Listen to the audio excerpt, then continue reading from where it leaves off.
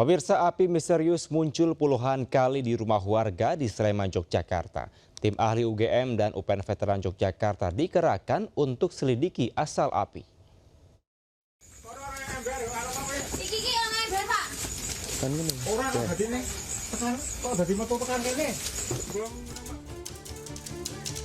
Api misterius muncul puluhan kali di sebuah rumah warga di kawasan Siegan, Sleman, daerah istimewa Yogyakarta. Selama sepekan terakhir muncul sedikitnya 50 kali titik api misterius. Api membakar perabot rumah tangga seperti sofa, kasur, tikar, pakaian, serta barang-barang yang mudah terbakar lainnya. Pemilik rumah Muftiana dan keluarga yang ketakutan terpaksa mengungsi ke ruko di samping rumahnya. Awalnya nggak tersium, tapi setelah ada gegana cek dan kita melakukan sedot sapi tank, itu baunya samar ya, seperti gas tapi samar. Tapi di lokasi tersebut itu 5 menit aja, itu udah pusing, mual, sama mata pedih. Tim ahli dari UGM dan UPN Veteran Yogyakarta diterjunkan ke lokasi guna menyelidiki munculnya api misterius tersebut. Tim menemukan adanya gas metana dari dalam permukaan tanah yang menjadi penyebab munculnya puluhan titik api. Odong-odong menabrak trotoar di Jalan Panjang Kebonjeruk, Jakarta Barat membuat penumpang berjatuhan. Odong-odong mengangkut penumpang penuh akan berkeliling wilayah Kebonjeruk. Sebagian besar penumpang mengalami luka. Kecelakaan bermula saat odong-odong melaju dari arah Kebonjeruk menuju Jalan Daan Mogot. Tiba-tiba roda belakang sebelah kanan copot hingga odong-odong menabrak trotoar. Tidak ada korban jiwa. Kecelakaan ini menarik perhatian warga dan pengguna jalan. Dari Jakarta, Miftahul Gani, iNews melaporkan. Kalau nggak bilangnya Indonesia udah sama demon. Seorang pria bersama rekannya menghentikan sejumlah mobil berplat nomor B atau yang melintasi kawasan Jalan Dago, Kota Bandung, Jawa Barat. Pria itu kemudian meminta sejumlah uang kepada sopir dengan alasan untuk membeli minuman keras. Bahkan pelaku mengancam akan merusak mobil korban akibat permintaannya tidak dipenuhi. Aksi pembalakan tersebut dilakukan saat euforia kemenangan Persib. Berbekal rekaman video viral tersebut, Kepolisian Sektor Coblong, Polrestabes Bandung akhirnya menangkap pelaku. Saat menjalankan aksinya, pelaku dalam kondisi mabuk dan secara acak menghentikan kendaraan berplat nomor Jakarta. Namun polisi belum mengetahui secara pasti jumlah nominal yang diterima pelaku dan sampai saat ini korban sendiri belum melapor. Saat ini pelaku masih menjalani pemeriksaan lanjut di Mapolsek Coblong. Tim Liputan iNews melaporkan.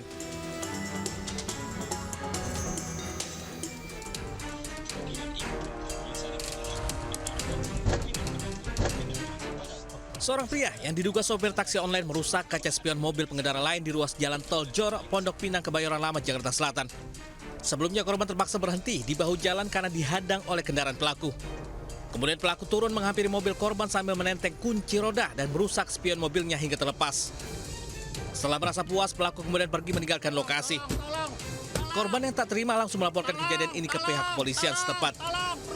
Mendapati laporan tersebut, Subdit Resmob Ditreskrim Polda Metro Jaya meringkus pelaku berinisial JF di kediamannya di kawasan Ciputat, Tangerang tanpa adanya perlawanan. Dari hasil pemeriksaan sementara, kasus ini bermula akibat serempetan di jalan tol. Karena emosi, pelaku akhirnya menghentikan paksa mobil korban. Atas perbuatannya, pelaku dijerat pasal tentang tindak pidana pengerusakan dengan ancaman kurungan penjara 2 tahun. Dari Jakarta, Rizky Falufi, iNews melaporkan. Itu sakral. Kamu lakukan dengan modus penipuan. Itu kamu tega. Itu perbuatannya keji. Kamu berbohong terus kamu. Pasangan suami istri pemilik wedding organizer Marwah Catering usai ditangkap anggota Polres Metro Jakarta Timur langsung ditetapkan sebagai tersangka kasus dugaan penipuan terhadap puluhan calon pengantin. Jelaskan situasi kita karena memang Polisi sempat menemukan kedua tersangka dan para korban penipuan WO di Mapolres Jakarta Timur. Para korban setempat meminta ganti rugi tanggung jawab keduanya saat proses pertemuan tersebut. Kita menuntut tanggung jawab, intinya itu. kalau saya ini nggak dihukum bahasanya, saya bisa usahain 6 bulan, insya Allah. Kalau Marwah bangkrut, saya bisa bangun yang lain. nanti kalau nggak dipertemukan. Ternyata ada 5 pelawan calon pengantin diduga menjadi korban penipuan penyelenggaraan pernikahan. Sampaikan langsung. 24 diantaranya telah melaporkan kasus ini ke polisi. Total kerugian akibat dugaan penipuan ini mencapai Rp2.658.885.000. Dua tersangka kini mendekam di Mapolres Jakarta Timur dan menjalani proses penyelidikan lebih lanjut. Dari Jakarta, Rio Manik, iNews melaporkan. Pemirsa, pelaku pencurian sepeda motor di kawasan Tanjung Duren Utara, Jakarta Barat menjadi bulan-bulanan warga. Sementara itu seorang siswi SMP di Makassar terseret saat mempertahankan ponselnya dari pelaku jambret.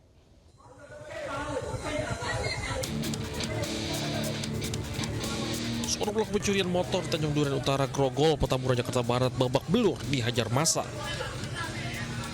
Pelaku beraksi bersama seorang rekan yang berhasil kabur dari kejaran warga.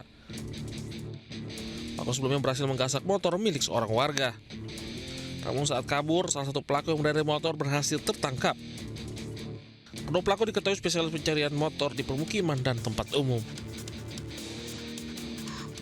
Warga curiga, kan kok gelagatnya mencurigai gitu. Terus akhirnya dia masuk ke gang 2, ambil yang motor yang di kos-kosan. Kini pelaku curanmor telah diamankan ke Polsek Grogol, Petamburan, Jakarta Barat untuk penyelidikan lebih lanjut. Dari Jakarta, Mitol Gani melaporkan.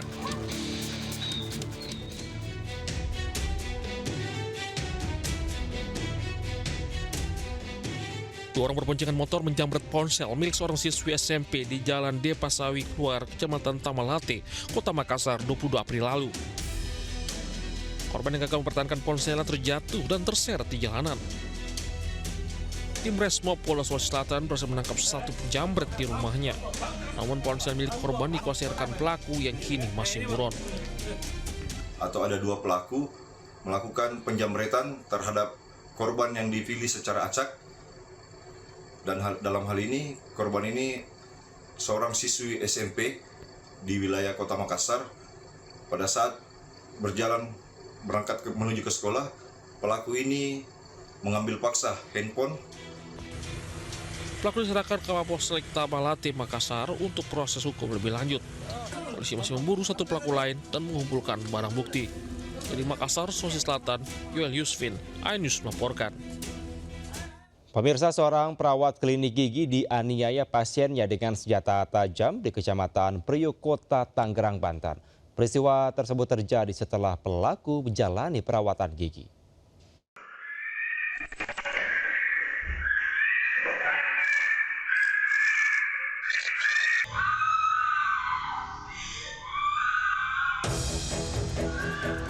Seorang perawat klinik gigi dianiaya pasiennya sendiri di Kecamatan Priuk, Tangerang, Banten.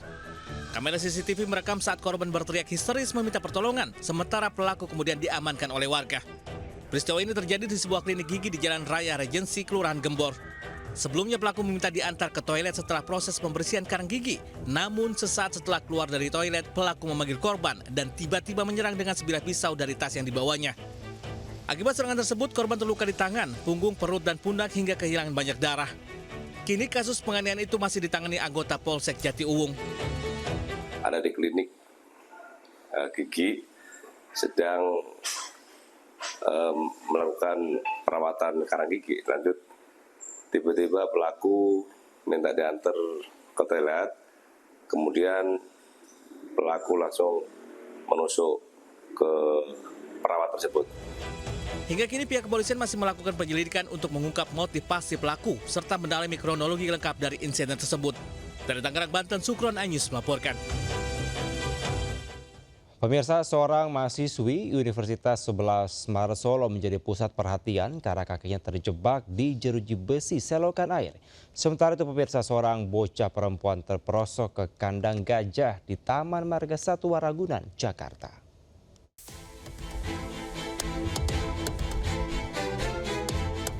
Nasib ampas menimpa seorang mahasiswi Universitas 11 Maret Solo setelah kakinya terjebak di jeruji saluran air. Awalnya korban hendak menggendong teman yang kakinya sakit.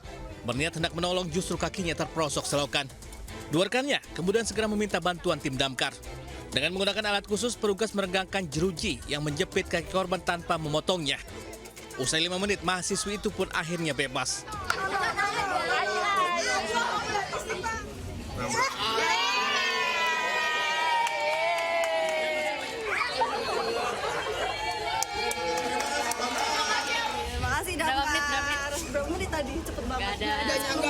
Nggak ada 5 menit ya. Oh iya, Setelah diunggah di media sosial, upaya evakuasi korban pun viral. Banyak warganet yang mengapresiasi tim damkar untuk menolong warga. Dari Solo, Jawa Tengah, Septianto, Rai News melaporkan.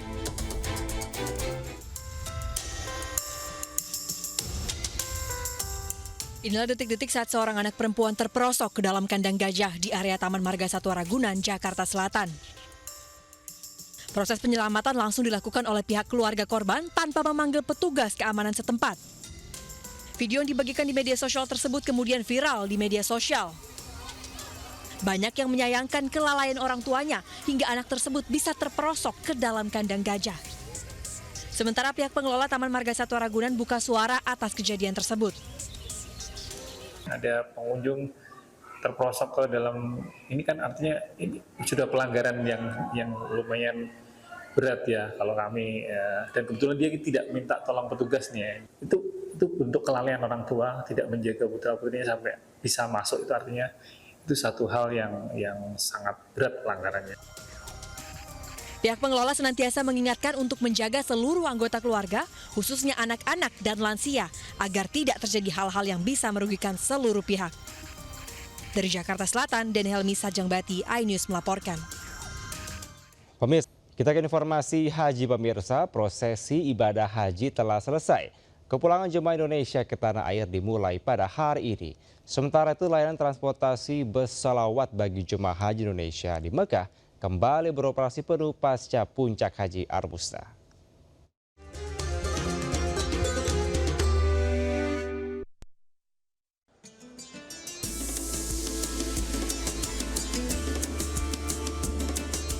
Jemaah haji mulai pulang ke Indonesia pada tanggal 1 Juni 2026, diawali dengan 17 kloter gelombang pertama. Hal tersebut disampaikan oleh Menteri Haji dan Umroh Muhammad Irfan Yusuf. Kepulangan ditandai dengan rampungnya fase puncak ibadah haji di Arafah, Muzdalifah, dan Mina atau Armuznah. Menurut Menhaj, proses pemulangan akan berlangsung secara bertahap hingga 30 Juni 2026. Karena itu dirinya mengingatkan kepada seluruh jemaah untuk menjaga kondisi kesehatan dan mengikuti seluruh ketentuan yang telah ditetapkan demi kelancaran proses kepulangan. Mulai 1 Juni 2026, bertepatan dengan Hari Lahir Pancasila, proses pemulangan jemaah Haji Indonesia ke tanah air akan segera dimulai. Pemulangan akan diawali oleh kloter awal melalui Bandara Jeddah. Pada 1 Juni, sebanyak 17 kloter dijadwalkan mulai dipulangkan ke tanah air Indonesia. Proses pemulangan ini akan berlangsung secara bertahap hingga 30 Juni tahun 2026. Dalam kesempatan tersebut, Menhaj juga mengapresiasi jemaah haji Indonesia yang telah menjaga ketertiban dan mengikuti arahan petugas selama menjalani fase puncak ibadah haji. Dari Mekah, Arab Saudi, Eti Jutasari, MCH 2026 melaporkan.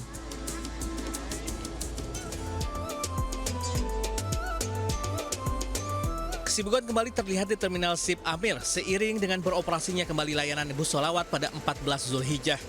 Namun terdapat penyesuaian jadwal operasional yang diterapkan oleh petugas penyelenggara ibadah haji atau PPIH Arab Saudi bersama pihak Nakobah.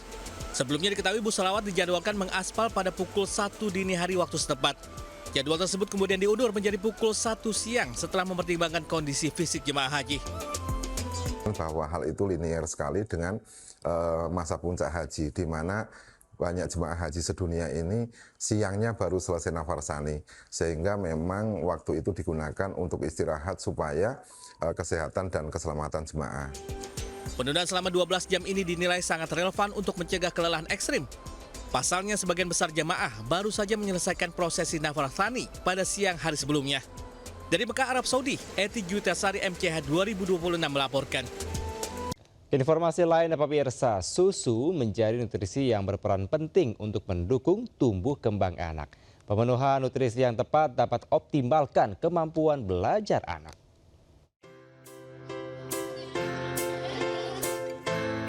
Para pengunjung antusias menikmati beragam aktivitas seru dari Frisian Flag yang interaktif, edukatif, serta menghibur dan dapat dinikmati secara gratis oleh keluarga. Kegiatan bertajuk Temani Langkahmu Kini dan Nanti di pusat perbelanjaan kawasan Bintaro, Tangerang Selatan ini dirancang khusus untuk memberikan wawasan mendalam bagi orang tua mengenai tumbuh kembang anak. Berbagai aktivitas kreatif berupa menghias makanan dan minuman hingga area bermain anak untuk mendukung perkembangan motorik. Acara ini juga menghadirkan sederet ahli, dokter dan psikolog dengan membagikan tips penting bagi keluarga Indonesia. Karena adanya Frisian Flag Indonesia yang memiliki nutrisi dan rasa yang nikmat, kita menumbuhkan semangat dari dalam diri keluarga Indonesia sehingga mereka tetap bisa semangat hari ini dan melangkah untuk hari esok yang lebih baik. Itu adalah message dan inspirasi yang ingin kita bawa untuk keluarga Indonesia.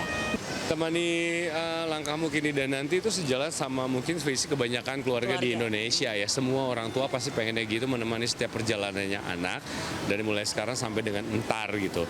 Dan memperhatikan kondisi, memastikan nutrisi, kesehatan anak, semangatnya segala macam agar tercipta keluarga yang waras dan juga sehat. Itu kita akan terus bermitra bagaimana kita terus memberikan produk-produk susu yang bergizi, berkualitas bagi seluruh keluarga Indonesia. Dengan langkah nyata ini, Frisian Flag terus berkomitmen untuk mendampingi setiap fase perkembangan generasi bangsa.